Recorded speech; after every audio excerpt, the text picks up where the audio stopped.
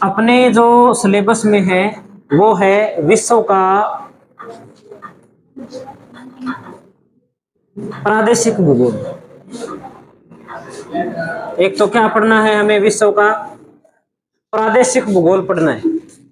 क्या होता है विश्व का प्रादेशिक भूगोल या प्रादेशिक भूगोल किसे कहते हैं? तो किसी प्रदेश का अध्ययन करना,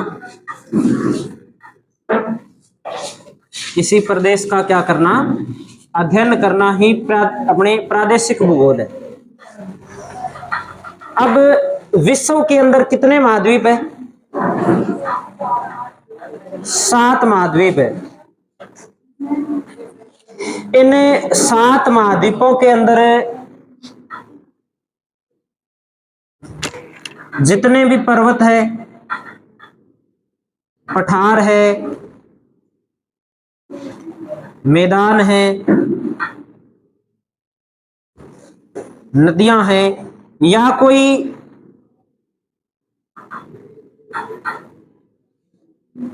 विशेष कोई स्थलाकृति है जो अन्य बातों से कोई अलग है, उनके बारे में पढ़ना है। या इसके अलावा और भी कोई स्थान हो सकता है, कोई औद्योगिक महत्व का हो सकता है, कोई धार्मिक महत्व का हो सकता है, कोई मरुस्थल हो सकता है। इनके बारे में अपने को विश्व के भूगोल में पढ़ना होता है। अब बड़ी बड़ी अपने बात करें तो सबसे पहले जो अपने शुरुआत करेंगे वो शुरुआत हम महाद्वीपों से ही करेंगे। और महाद्वीप के अंदर अलग अलग भी पढ़ सकते हैं, पर्वत अलग पढ़ लिया, पठार अलग पढ़ लिया, लेकिन हम कोशिश ये करेंगे कि एक महाद्वीप के अंदर जितनी भी वस्तु पढ़ने वाली है वो उसी महाद्वीप के अंदर हम पढ़ लेंगे। इसके बाद में अगर कोई जैसे पर्वत है, कोई सबसे विश्व का सबसे ऊंचा है, विश्व का सबसे बड़ा है, लंबा है, चौड़ा है, वो कोई विशेषता रहती है तो वो हम पर्वत के अंदर अलग से पढ़ लेंगे। आज अपने क्या पढ़ेंगे?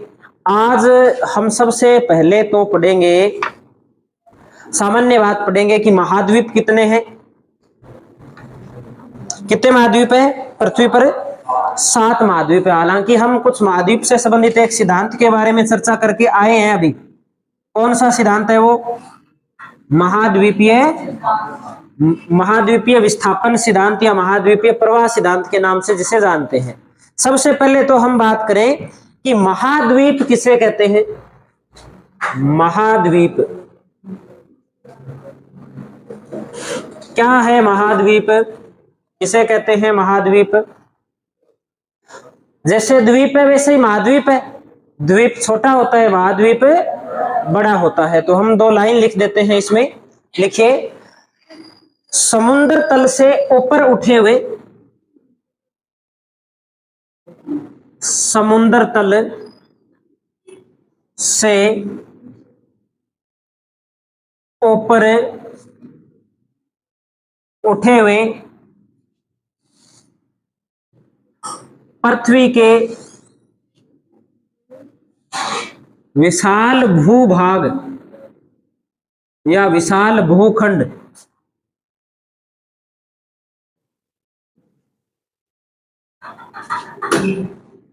महाद्वीप ऐसे लिखते हैं। समुद्र तल से ऊपर उठे हुए पृथ्वी के विशाल भूभाग महाद्वीप कहलाते हैं, जो अधिकतर चारों ओर से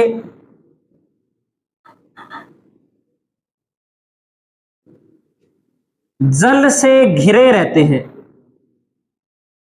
जल से घिरे रहते हैं।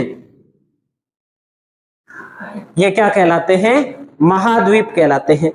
एटलस है हम सब लोगों के पास में, और एटलस के अंदर हम देख लेते हैं विश्व के जो महाद्वीप दे रखे हैं। इसमें उत्तरी अमेरिका देखें तो उत्तरी अमेरिका महाद्वीप के लगभग चारों ओर क्या है? जल है। दक्षिणी अमेरिका महाद्वीप है, इसके चारों ओर भी जल है। और ऑस्ट्रेलिया महाद्वीप के भी चारों ओर जल है। अंटार्कटिका महाद्वीप के भी चारों ओर जल है। क्या हो गया? बात समझ में नहीं आ रही, लैंग्वेज चेंज करनी पड़ेगी, इंग्लिश में पढ़ाएं क्या? तो अब बात आती है एशिया महाद्वीप की। तो एशिया महाद्वीप के दक्षिण में भी जल है, पूर्व में भी जल है, उत्तर में भी जल है, लेकिन पश्चिमी भाग के अंदर जल नहीं है। यहां पर क्या है, साथ में एक दूसरा महाद्वीप लगता है। यह दूसरा महाद्वीप कौन सा, इधर वाला यूरोप महाद्वीप है। तो एक आधा अपवाद के रूप में ऐसा हो सकता है कि जिसके चारों ओर जल न हो, तो इसलिए हमने लिख भी दिया कि समुद्र तल से ऊपर उठे हुए पृथ्वी के विशाल भूभाग महाद्वीप कहलाते हैं, जो अधिकतर चारों ओर से जल से घिरे रहते हैं। क्या हो गया?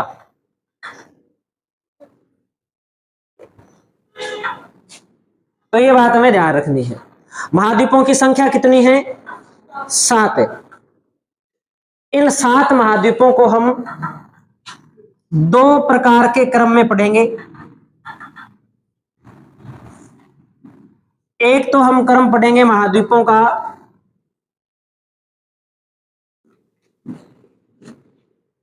क्षेत्रफल के आधार पर, और दूसरा क्रम हम पढ़ेंगे महाद्वीपों का जनसंख्या के आधार पर। जनसंख्या के आधार पर क्षेत्रफल की दृष्टि से विश्व का सबसे बड़ा महाद्वीप कौन सा है? एशिया महाद्वीप विश्व का क्षेत्रफल की दृष्टि से सबसे बड़ा महाद्वीप है। दूसरा महाद्वीप कौन सा है क्षेत्रफल की दृष्टि से दूसरा सबसे बड़ा महाद्वीप? तो अफ्रीका महाद्वीप। कौन सा महाद्वीप है? अफ्रीका। तीसरा उत्तरी अमेरिका। चौथा दक्षिणी अमेरिका।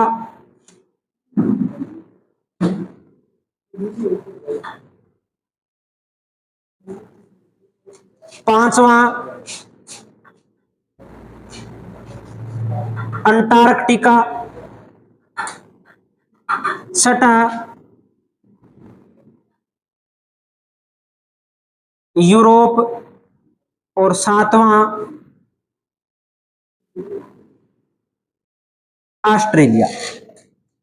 जनसंख्या की दृष्टि से जो अपने क्षेत्रफल की दृष्टि से जो महाद्वीपों का क्रम है, 1 नंबर पे एशिया, 2 नंबर पे अफ्रीका, 3 नंबर पे उत्तरी अमेरिका, 4 नंबर पे दक्षिणी अमेरिका, 5 नंबर पे अंटार्कटिका, 6 नंबर पे यूरोप, और 7 नंबर पे ऑस्ट्रेलिया। आप में से कोई ऐसा तो नहीं है जिसे अभी तक ये भी नहीं पता हो कि उत्तरी अमेरिका महाद्वीप कौन सा है, दक्षिणी अमेरिका कौन सा है या कोई ऐसा? अगर ऐसा है तो आप एटलस के अंदर लास्ट वाला मैप जो अपने बड़े वाला है 2 पेज के अंदर, वो निकाल करके अपने देख लेते हैं 1 मिनट कि कौन सा महाद्वीप है कहां पर स्थित है। लगभग तो पता ही होगा, हम यहां तक पढ़ के आए हैं। तो ये उत्तरी अमेरिका महाद्वीप है, ये दक्षिणी अमेरिका है, ये अफ्रीका महाद्वीप है, ये वाला भाग है ये यूरोप महाद्वीप का है, ये वाला भाग है ये एशिया महाद्वीप का है, ये ऑस्ट्रेलिया महाद्वीप है, और ये जो सफेद रंग के अंदर दिखाई दे रहा है ये अंटार्कटिका महाद्वीप है।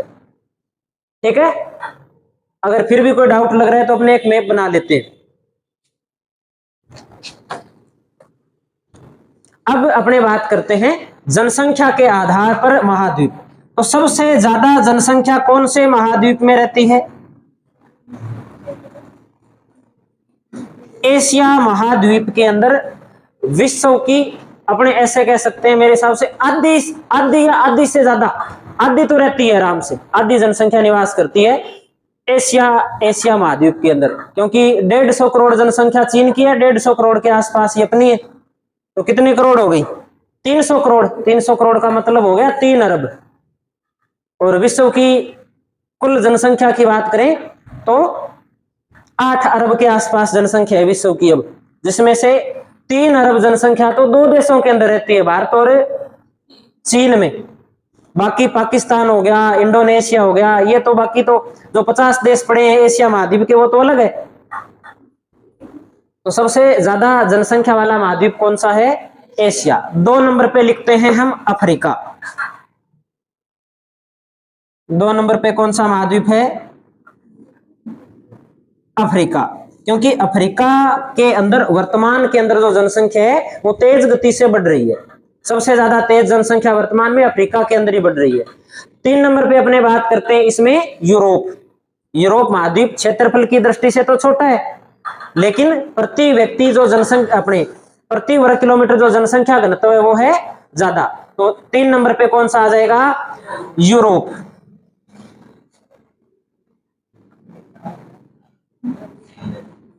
चार नंबर पे उत्तरी अमेरिका।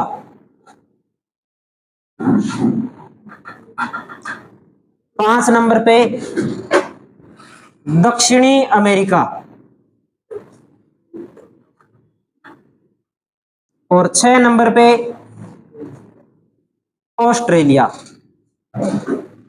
सिर्फ 6 महाद्वीपों पर ही जनसंख्या निवास करती है। 7वां महाद्वीप कौन सा है?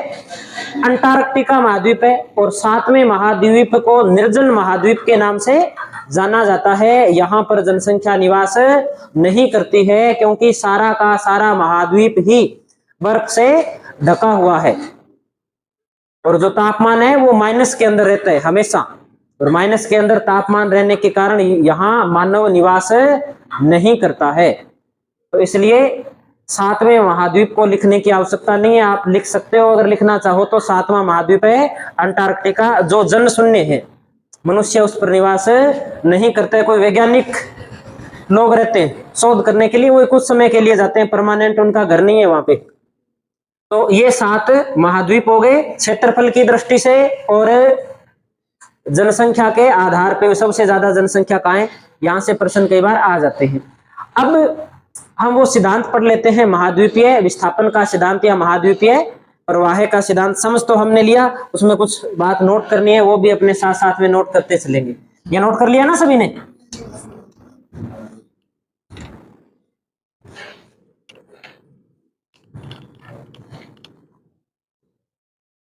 महाद्वीपीय विस्थापन सिद्धांत।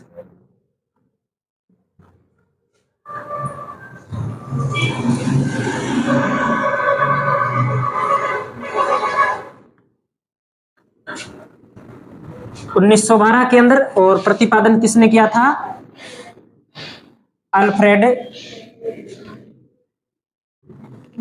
वेगनर ने इस सिद्धांत का प्रतिपादन किया था।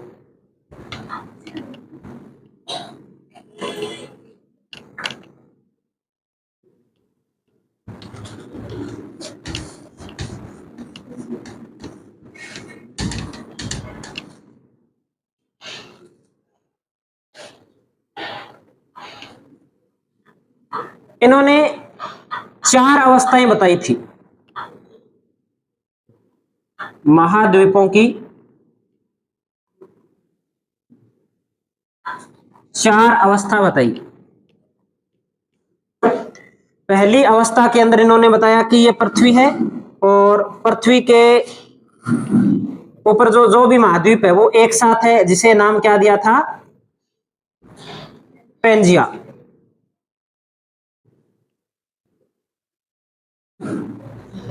स्थल भाग है ये, और बाकी सारा जो जल है इसे नाम क्या दिया था? पेंथालासा।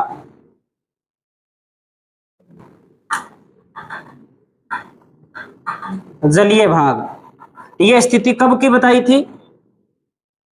225 मिलियन वर्ष पूर्व ये स्थिति बताई थी वेगनर महोदय ने। दूसरी स्थिति में इन्होंने बताया था कि पेंजिया का क्या हुआ? विभाजन। दूसरे चरण में इन्होंने बताया कि पेंजिया का विभाजन हुआ, और पेंजिया कितने भागों में बट गया? 2 भागों में बट गया। और ये स्थिति कब की है? 150 मिलियन वर्ष पूर्व की स्थिति इन्होंने बताई। पहली स्थिति ये थी, ये दूसरी स्थिति थी। इसमें पेंजिया का ऊपरी भाग है, ये क्या कहलाया?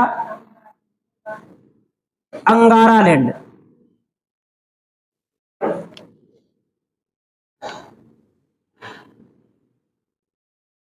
पेंजिया का उत्तरी भाग, और जो दक्षिणी वाला भाग था इसका नाम दिया गोंडवाना लैंड। पेंजिया का दक्षिणी भाग, और बीच में जो जल राशि आई जो पेंथालासा की थी, इसका नाम दिया गया टेथिस सागर।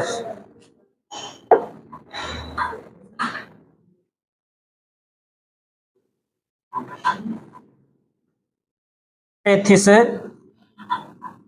सागर।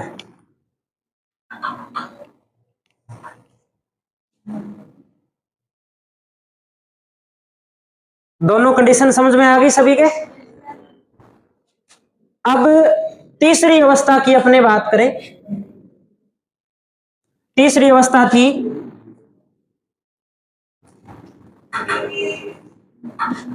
अंगारा लैंड व गोंडवाना लैंड का विभाजन। ये अवस्था कितने वर्ष पहले की बताई? 100 मिलियन वर्ष पूर्व की। और 1 मिलियन में कितने लाख होते हैं? 10 लाख होते हैं। इसमें इन्होंने बताया था कि जो अंगारा लैंड है,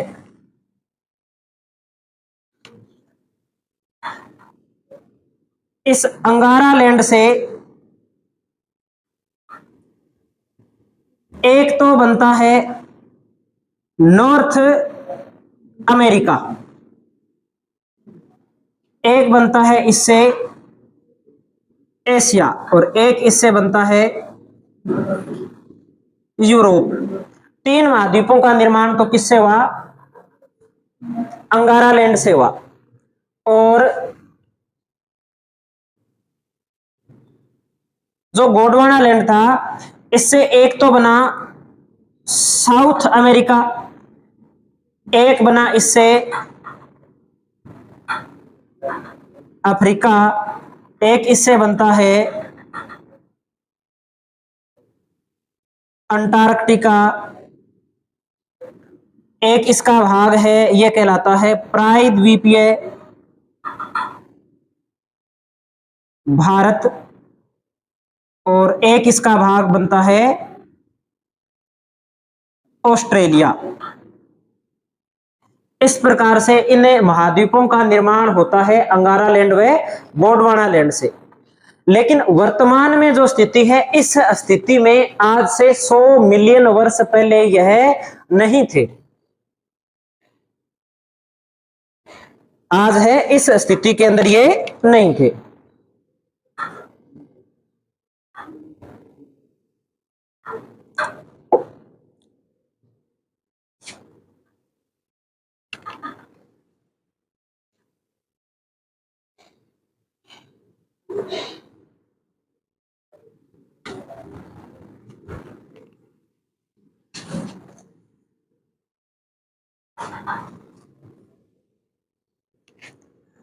चौथी जो अवस्था है, चौथी अवस्था है वर्तमान अवस्था।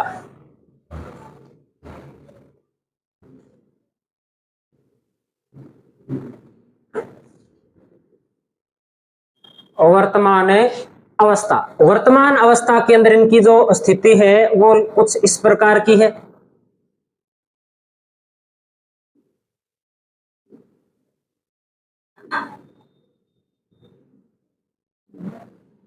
ये नॉर्थ अमेरिका हो गया,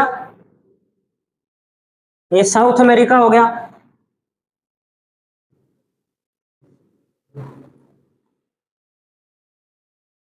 ये अफ्रीका हो गया,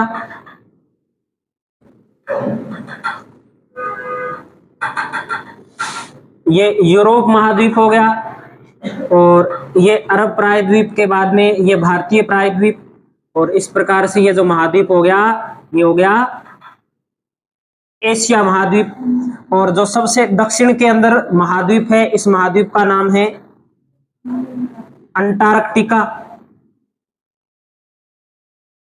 महाद्वीप। और एक महाद्वीप है, इसे अपने बोलते हैं ऑस्ट्रेलिया महाद्वीप के नाम से जानते हैं। तो वर्तमान में इनकी जो स्थिति है वो ये है। इस स्थिति के बारे में वेगनर महोदय ने बताया था। ये वर्तमान स्थिति है या वर्तमान अवस्था है। तो इससे अपने को यह भी पता चल गया कि कौन सा महाद्वीप कहाँ है और किसका क्या नाम है।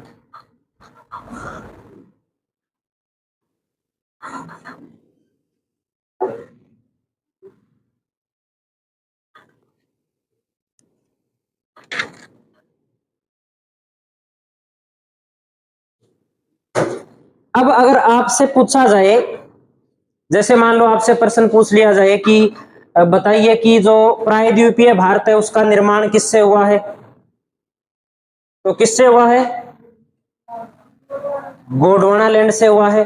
कौन सी अवस्था के अंदर हमने लिखा है प्रायद्वीपीय भारत? तीसरी अवस्था के अंदर। तीसरी अवस्था के अंदर गोंडवाना लैंड से अलग हो गया प्रायद्वीपीय भारत का टुकड़ा, ये हम कह सकते हैं। या आपसे ऐसा पूछा जाए कि जो अंगारा लैंड था उससे कौन कौन से महाद्वीपों का निर्माण हुआ? कितने महाद्वीप है? 3 महाद्वीप है। कौन कौन से? उत्तरी अमेरिका, यूरोप और एशिया। और गोंडवाना लैंड के भाग कौन कौन से हैं? तो दक्षिणी अमेरिका, अफ्रीका, अंटार्कटिका, प्रायद्वीपीय भारत और ऑस्ट्रेलिया, ये इसके भाग है। तो अलग करके लिखवाने की आवश्यकता है या नहीं है? ये अलग करके लिख दें भी गोंडवाना लैंड से ये बने हैं और अंगारा लैंड से ये बने हैं, क्योंकि यहां से प्रश्न आने की संभावना रहती है। ये बात आ गई सभी को समझ में? या अलग करके लिखना है तो अपने लिख सकते हैं। ये जैसे पेंजिया है, पेंजिया के 2 टुकड़े हैं, 2 टुकड़े हुए थे। एक था अंगारा लैंड और दूसरा कौन सा था? गोंडवाना लैंड। जो अंगारा लैंड है, इस अंगारा लैंड से कौन कौन से टुकड़े बने? तो एक तो बना है नॉर्थ अमेरिका, एक बना है यूरोप और एक है एशिया। और गोंडवाना लैंड से तो Africa, south America, Antarctica, Australia और प्रायद्वीपीय भारत, ये इससे बने हैं। श्रीलंका किसका भाग है फिर इनमें से? श्रीलंका गोंडवाना लैंड का भाग है या अंगारा लैंड का? गोंडवाना लैंड का भाग है। क्यों है? क्या सबूत है हमारे पास? क्योंकि भारत के दक्षिण में और प्रायद्वीपीय भारत किसका भाग है? गोंडवाना लैंड का भाग है, इसलिए।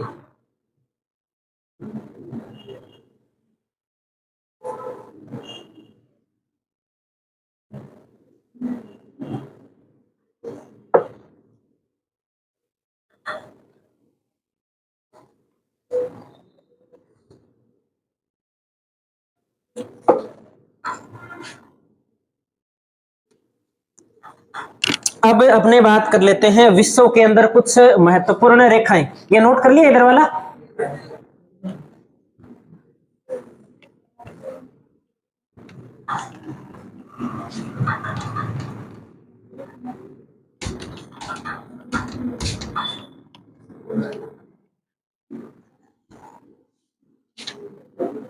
विश्व के अंदर कुछ महत्वपूर्ण रेखाएं हैं, इनकी बात कर लेते हैं अपने।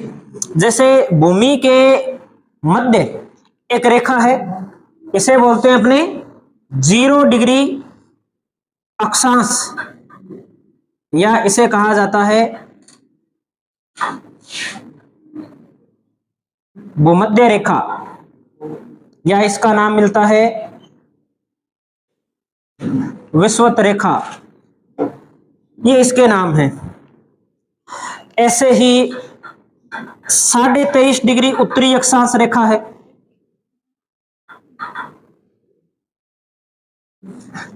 इसे बोलते हैं कौन सी रेखा? कर्क रेखा। ऐसे ही 66.5 डिग्री उत्तरी अक्षांश रेखा है, इसे बोलते हैं आर्कटिक वर्त। और यह है 90 डिग्री उत्तरी अक्षांश, इसे बोलते हैं उत्तरी ध्रुव। ठीक है। ऐसे ही दक्षिण के अंदर ये सामान्य स्थिति, यह है 23.5 डिग्री दक्षिणी अक्षांश साउथ का, इसे बोलते हैं मकर रेखा। और यह है 66.5 डिग्री दक्षिणी अक्षांश, 66.5 डिग्री दक्षिणी अक्षांश, यह है अंटार्कटिक वर्त। और जो सबसे दक्षिण में है यह है 90 डिग्री साउथ, इसे बोलते हैं दक्षिणी ध्रुव। 90 डिग्री साउथ को बोलते हैं दक्षिणी ध्रुव। तो अब एक तो बात समझ में आनी चाहिए, वो बात अपने वैसे कई बार कर चुके हैं, फिर भी हम एक बार और देख लेते हैं कि अक्षांश और जो देशांतर रेखाएं हैं, जानते हो अक्षांश और देशांतर रेखाओं के बारे में पढ़ा होगा। अगर किसी को नहीं पता है तो आप पहले वाली क्लास जो अपने भारत के भूगोल की क्लास है, शुरू वाली 1-2 क्लास लगाओगे तो आपके बात है वो समझ में आ जाएगी। बाकी अधिकांश बच्चों को पता है, फिर भी अपने देख लेते हैं कि ग्लोब के ऊपर या मानचित्र के ऊपर जो पूर्व से पश्चिम समान दूरी का अंतराल रखते हुए आड़ी जो रेखा खींची जाती है वो अक्षांश रेखा कहलाती है। कुल अक्षांशों की संख्या 181 है। कुल अक्षांश रेखाओं की संख्या 179 है, क्योंकि 90 डिग्री उत्तरी और 90 डिग्री दक्षिणी बिंदु के रूप में है, रेखा के रूप में नहीं है। ये इतनी सी बात हमें थोड़ी सी ध्यान में रखनी होती है। काम क्या आता है, तो ये जो कोणीय दूरी होती है, कोणीय दूरी कहां से ली जाती है? तो कोणीय दूरी वास्तव में तो जो शुरुआत में जो ली गई थी वो ली गई थी जो उत्तरी ध्रुव है ना, इस उत्तरी ध्रुव के बिल्कुल ऊपर एक तारा है जिसे ध्रुव तारा बोलते हैं, जो उत्तरी ध्रुव के ऊपर स्थायी रूप से रहता है, उसे किस नाम से जानते हैं? ध्रुव तारे के नाम से जानते हैं। उस ध्रुव तारे की कोणीय दूरी है ये सारी 90 डिग्री तक जो दूरियां हैं, और उन्हीं दूरियों को आधार मान करके पूरे अक्षांशों का क्या किया गया है? निर्धारण किया गया। हालांकि हमसे कोई ऐसा प्रश्न पूछा जाता नहीं है, हमसे सामान्य यही प्रश्न पूछा जाता है कि अक्षांश क्या है, अक्षांश रेखाएं कितनी हैं। तो अक्षांश रेखाएं वैसे तो अनंत है, कितनी भी अक्षांश रेखा खींच सकते हैं, लेकिन 1 डिग्री के अंतराल पर जब अक्षांश रेखाएं बनाते हैं तब अक्षांश रेखाओं की संख्या कितनी आती है? 179। और 1 डिग्री के अंतर पर जब अक्षांश बनाते हैं तब अक्षांशों की संख्या कितनी होती है? 181 होती है। ये बात हमें पता है। अब ऐसे ही एक रेखा हम पढ़ लेते हैं इसी में कि भूमि के मध्य समय का निर्धारण करने के लिए कुछ समान दूरी पर खड़ी रेखाएं बनाई गई है। इन खड़ी रेखाओं को किस नाम से जानते हैं? देशांतर रेखा बोलते हैं। और भूमि के मध्य, हालांकि इस प्रकार से उत्तरी ध्रुव से दक्षिणी ध्रुव को और मिलाने वाली कोई भी एक रेखा है वो पृथ्वी को समान भागों में बांटती है, लेकिन इन रेखाओं में एक प्रधान रेखा के रूप में हमने मान रखा है जिसे अपने 0 डिग्री देशांतर या ग्रीनविच रेखा बोलते हैं, जो इंग्लैंड के अंदर जो ग्रीनविच प्रयोगशाला है लंदन शहर के अंदर, वहां से गुजरती है। इसके बारे में हम अभी आगे बात करेंगे। तो ये देशांतर रेखा है, और देशांतर भी कौन सी है? 0 डिग्री देशांतर है। देशांतरों की संख्या कितनी होती है? 360। तो लिख सकते हैं, एक बात हम ये नोट कर लेते हैं कि देशांतर कितने होते हैं? 360 होते हैं। एक ये बात हम ध्यान में रख लेते हैं। अब हमें क्या बात पढ़नी है? अब जो बात शुरू होती है वो सारी की सारी बात है वो मैप के ऊपर शुरू होती है। आगे की जितनी भी कहानी है सारी मैप के अंदर चलेगी। और मैप के लिए हमें एक तो क्या चाहिएगी, ऑक्सफोर्ड की एटलस चाहिएगी। आज वाली क्लास तो समझ में आ गई बिना एटलस के, कल वाली समझ नहीं आएगी। कल क्लास में आओ तब एटलस लेके आना, नहीं तो क्लास में आने का कोई मतलब नहीं रहेगा। एटलस होनी चाहिए कल अपने पास में, और साथ में अपने पास होने चाहिए कुछ मैप, जिसमें विश्व का भी होगा, सातों महाद्वीपों के अलग अलग प्रकार के मैप होंगे, वो अपने को लेने हैं, बता देंगे आपको। और इसके अलावा अपने एक बुक भी अपने पढ़ेंगे साथ साथ के अंदर। बुक अपने ऐसी लेंगे जिसमें हम भारत का भूगोल भी पढ़ ले और विश्व का भूगोल भी पढ़ ले, दोनों एक ही किताब के अंदर आ जाए। क्योंकि विश्व के भूगोल का अपने ज्यादा पोर्शन है नहीं, 5-6 टॉपिक ही है, तो इसके लिए कोई अलग से विश्व के भूगोल की किताब लेने की तो कोई आवश्यकता है नहीं। एक ऐसी किताब ले लेंगे अपने जिसमें विश्व का भूगोल भी हो और भारत का भूगोल भी हो। तो सिखवाल की किताब है एक, फोटो में भेज दूंगा ग्रुप के अंदर, टेलीग्राम चैनल के अंदर मैं डाल दूंगा, वो किताब आप ले लेना 2-4 दिनों के अंदर। एटलस आपके पास कल होनी चाहिए और मैप भी आपके पास में कल होने चाहिए। अब अपने देखते हैं आगे, एटलस आ जाए ना कुछ लोगों के पास में, जिनके पास नहीं है वो पड़ोसी की एटलस में देख सकते हैं।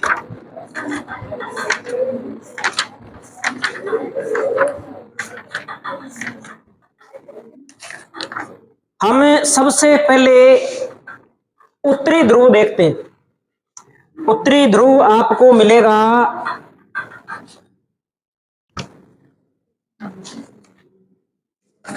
ये जो बड़े वाला मैप है ना, इस बड़े वाले मैप से एक पेज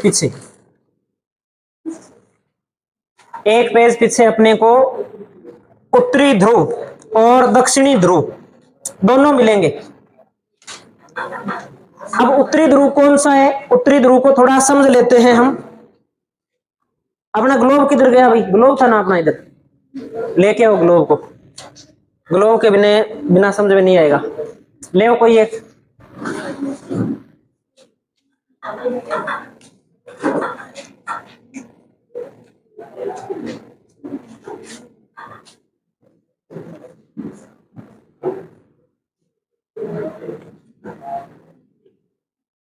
ये कौन सी अलग है क्या, ये एटलस राष्ट्रीय स्कूल एटलस, कोई बात नहीं, ये भी काम दे जाएगी। सबसे पहले अपने बात करते हैं उत्तरी ध्रुव की।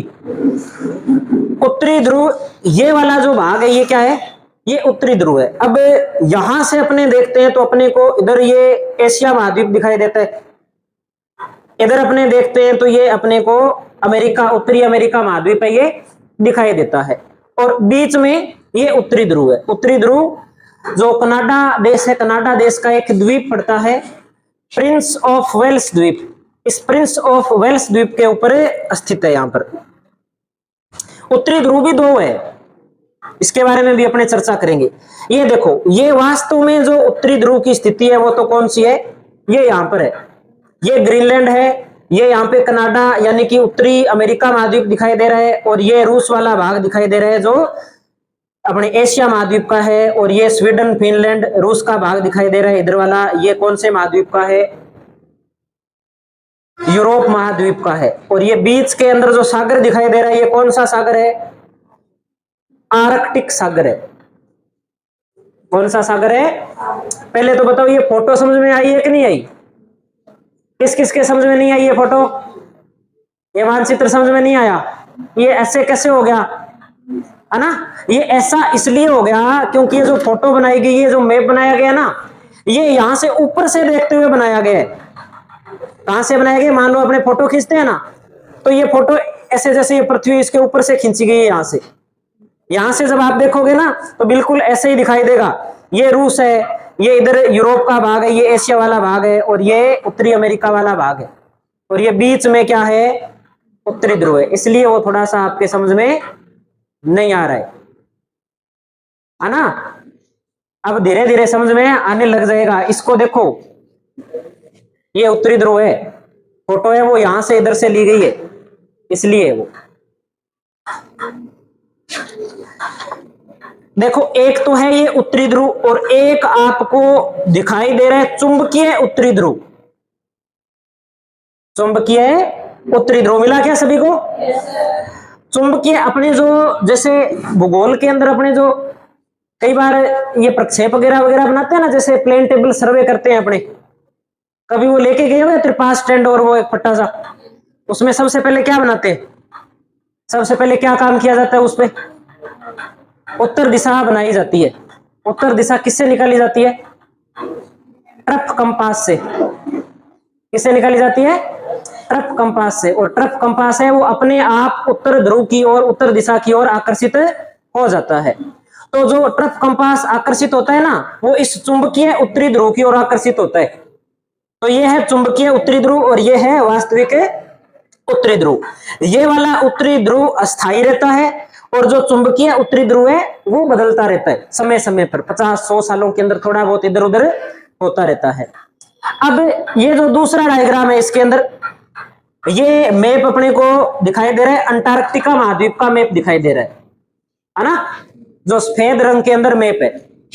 और इसके अंदर अपने को अंटार्कटिका का जो मैप है ये यहाँ पे है, ये देखो अंटार्कटिका अगर आपको दिखाई दे तो ये वाला जो भाग है सफेद रंग का जो महाद्वीप दिखाई दे रहा है ये, और ये कौन सा ध्रुव हो गया? दक्षिणी ध्रुव हो गया। तो जो फोटो है वो यहां से है, इस प्रकार से दक्षिणी फोटो है।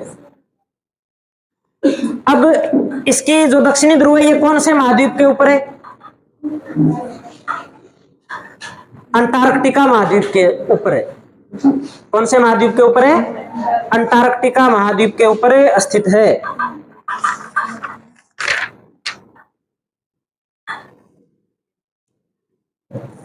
अब अपने इसमें कौन कौन सी रेखा बना रखी है हमने? आर्कटिक रेखा बना रखी है। आर्कटिक रेखा इस मैप के अंदर आप देखोगे तो ये जो रेखा गुजर रही है यहां से, आर्कटिक वर्त लिखा हुआ है जो रूस के ऊपर से लगभग गुजर रहा है, ऊपर वाले भाग से। कौन सा अक्षांश है?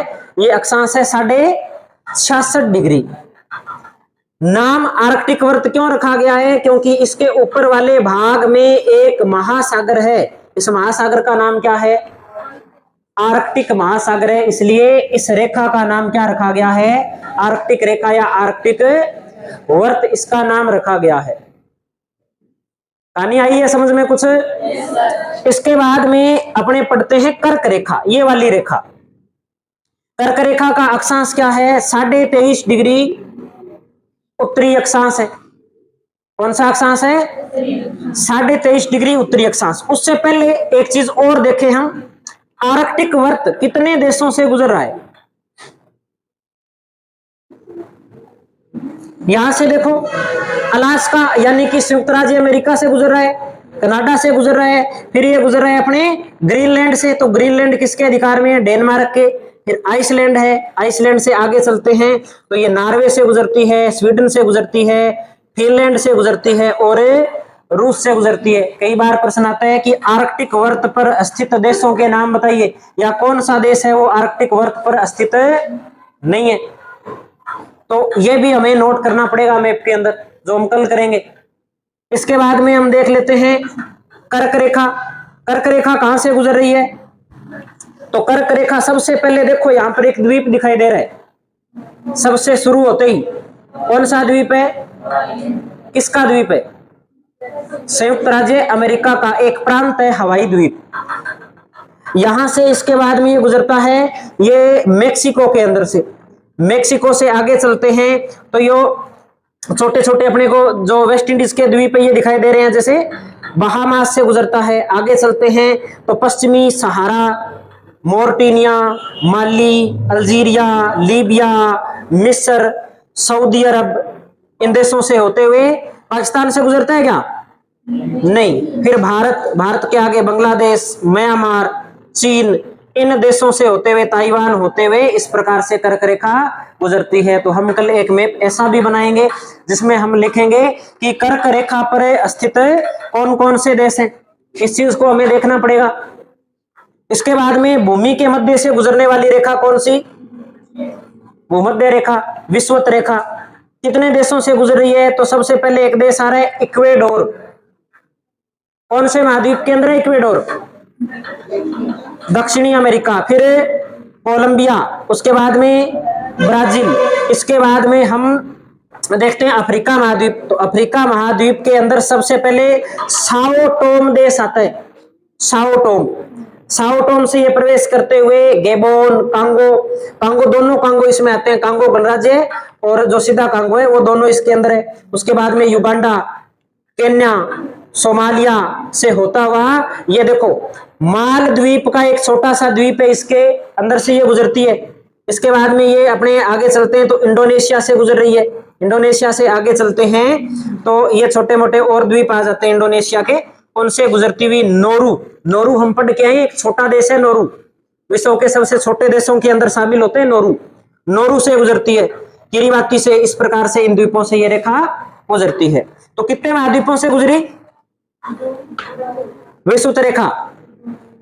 एक तो गुजरी है दक्षिणी अमेरिका से, एक गुजरी है अफ्रीका महाद्वीप से, और एशिया महाद्वीप का इंडोनेशिया वाला भाग है, यहां से गुजरती है ये।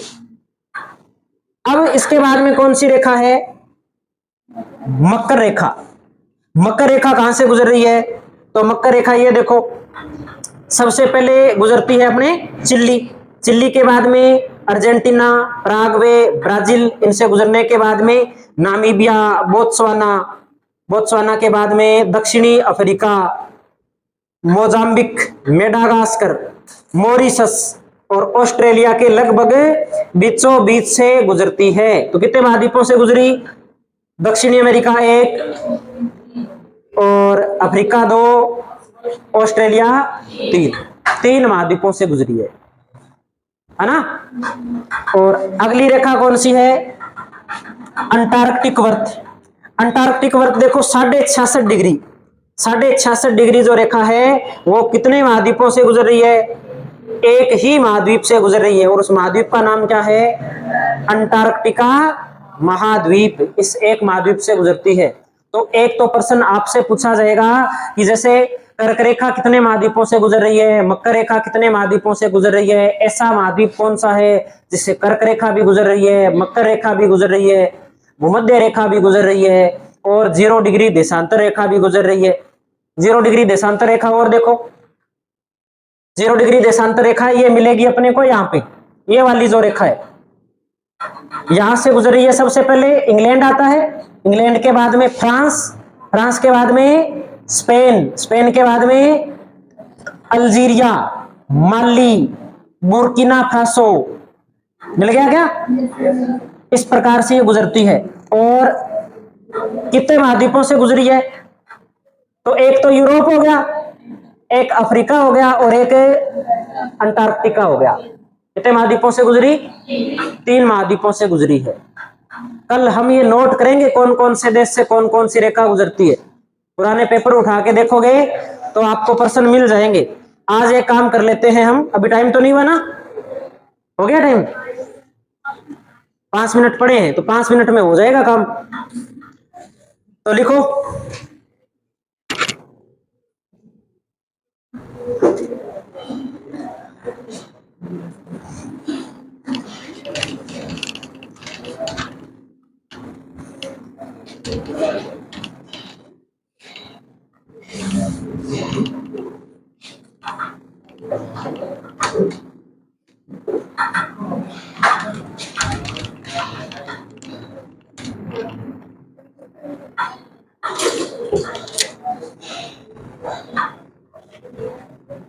प्रमुख रेखाएं व महाद्वीप, प्रमुख रेखाएं एवं महाद्वीप। सबसे पहले हम बात कर लेते हैं महाद्वीप के हिसाब से। अगर अपने पढ़े तो सबसे पहले अपने पढ़ लेते हैं, जैसे एशिया महाद्वीप पढ़ते हैं। एशिया महाद्वीप से कौन कौन सी रेखा गुजरती है? तो आर्कटिक रेखा गुजरती है क्या? डंडा लेके आना पड़ेगा। आर्कटिक वर्त। दूसरा एटलस आपके पास में, कर्क रेखा गुजर रही है कि नहीं गुजर रही? अभी अभी तो सारी बातें दिखाई है आपको। और विषुवत रेखा, एशिया महाद्वीप से विषुवत रेखा गुजरती है कि नहीं गुजरती? तो गुजरती है बिल्कुल, इंडोनेशिया से ये देखो ये गुजर रही। तो कौन सी रेखा है? विषुवत रेखा। तुम्हें एक बार दिखाने के बाद में भी तुम भूल रहे हो, अगर ये आपको बातें नहीं दिखाएं फिर तो डब्बे गोल है बिल्कुल ही। अगला महाद्वीप पढ़ लेते हैं हमें, अफ्रीका महाद्वीप। अफ्रीका महाद्वीप से विषुवत रेखा भी गुजरती है, कर्क रेखा, मकर रेखा, जीरो डिग्री देशांतर रेखा। बताओ। तो ऐसा महाद्वीप जिनसे चारों रेखाएं गुजरती है, विषुवत रेखा, कर्क रेखा, मकर रेखा और जीरो डिग्री देशांतर, या जिसे ग्रीनविच रेखा के नाम से भी जानते हैं। फिर हम बात कर लेते हैं उत्तरी अमेरिका। उत्तरी अमेरिका, उत्तरी अमेरिका से दो रेखाएं गुजरती है, कौन कौन सी? एक तो मकर रेखा गुजरती है, तो और दूसरी, अब की बार सही कैसे बता दिया? मैंने सोच रहा मैं मकर रेखा बोलूंगा, आप बोलोगे यस सर मकर रेखा गुजरती है। दक्षिणी अमेरिका, कौन सी रेखाएं गुजरती है दक्षिणी अमेरिका से? विषुवत रेखा गुजरती है क्या? विषुवत रेखा और मकर रेखा। आर्कटिक रेखा गुजरती है कि नहीं गुजरती? नहीं गुजरती। अब एक पढ़ लेते हैं हम महाद्वीप अंटार्कटिका। अंटार्कटिका से कौन कौन सी रेखा गुजरती है? जीरो डिग्री देशांतर और अंटार्कटिक वर्त भी यहां से गुजरता है। और फिर अपने यूरोप की बात कर लेते हैं। तो यूरोप से आर्कटिक वर्त गुजरता है क्या? देखो गुजरता है, स्वीडन, फिनलैंड, नॉर्वे से। और जीरो डिग्री देशांतर रेखा भी गुजरती है, इंग्लैंड से, फ्रांस से, स्पेन से, इनसे गुजरती है। और कर्क रेखा गुजरती है क्या? तो कर्क रेखा नहीं गुजरती है। अब कौन सा रह गया इसके अलावा? ऑस्ट्रेलिया। ये बातें कब याद होगी? ये बातें तभी याद होगी जब मैप के अंदर इन रेखाओं को आप अपने हाथ से बनाओगे, है ना, तब ये बातें स्थायी रूप से याद होगी। ऑस्ट्रेलिया से कौन कौन सी रेखाएं गुजर रही है? सिर्फ और सिर्फ मकर रेखा गुजर रही है, तो लिख देंगे मकर रेखा।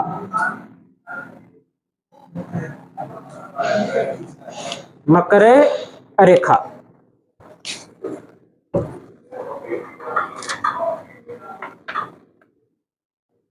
तो आज वाली कहानी समझ में आई? ठीक है। अब